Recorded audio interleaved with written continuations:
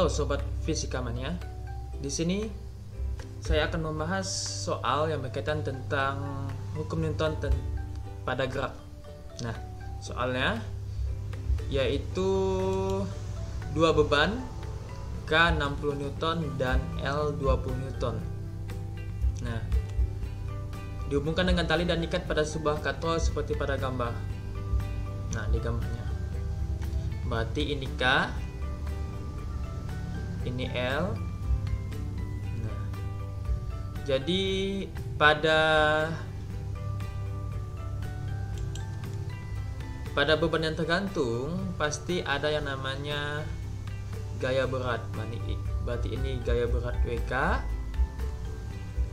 sebesar 60 Newton.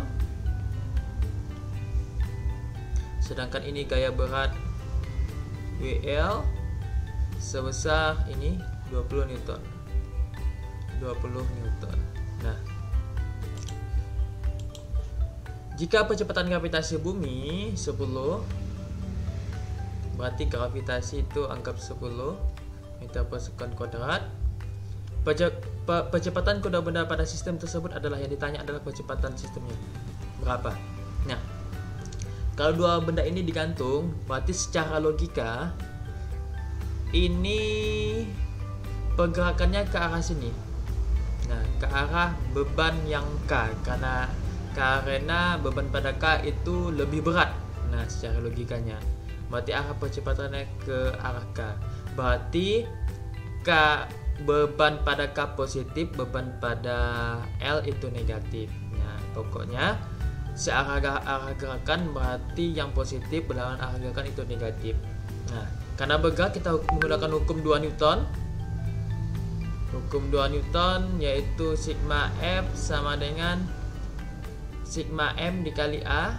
Sigma F-nya itu terdiri dari WK yang positif dikurang WL yang negatif. Kemudian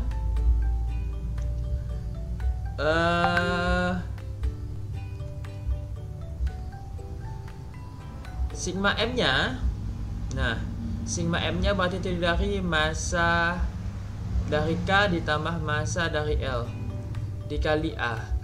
Nah, begitu. WK itu 60, WL itu 20. Ini masanya, nah logikanya kalau beratnya 60 berarti gravitasinya 10, berarti mencari massanya ini.